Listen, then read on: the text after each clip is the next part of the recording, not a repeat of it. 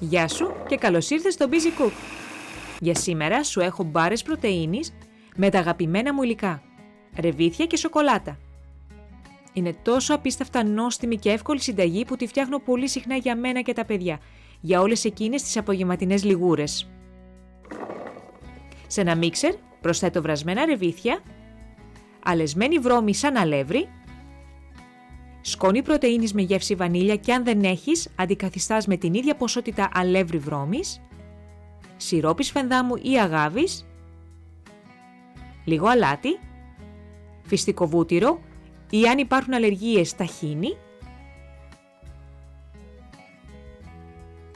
και τέλος εκχύλισμα βανίλιας ή βανελίνη.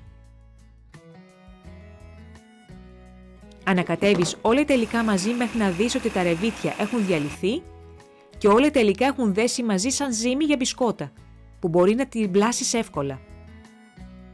Τέλος, θα προσθέσεις και κομματάκια σοκολάτας και θα χτυπήσεις πάλι, αλλά διακοπτώμενα αυτή τη φορά για να μην σου θρηματιστούν. Και η βάση για τις μπάρες είναι έτοιμη.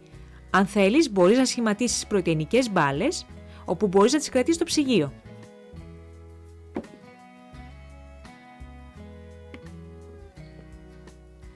Εγώ όμως σήμερα ήθελα να τις φτιάξω σε μπάρες, οπότε ετοίμασα με λαδόκολλα μια μακρόστενη φόρμα για κέικ, έριξα την μπισκοτένια ζύμη από ρεβίθια, πάτησα δυνατά με τη σπάτουλα και μετά με τη λαδόκολλα για να γίνει πιο επίπεδη,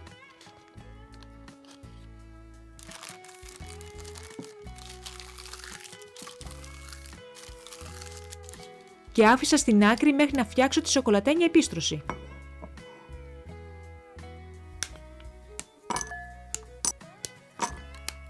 Σε ένα μπολ έβαλα σοκολάτα σε κομμάτια και λάδι καρύδας.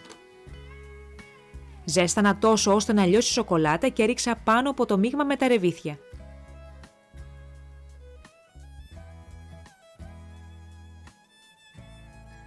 Για να πάει η σοκολάτα σε όλη την επιφάνεια, γύρνα τη φόρμα απαλά γύρω-γύρω. Ρίχνεις από πάνω και λίγο αλάτι για να απογειώσεις τη γεύση και τότε βάζεις στο ψυγείο για περίπου 2 με 3 ώρες ώστε η σοκολάτα να γίνει πιο στέρεα. Αν όμως βιάζεσαι, μπορείς να βάλεις και στην κατάψυξη για 15 λεπτά.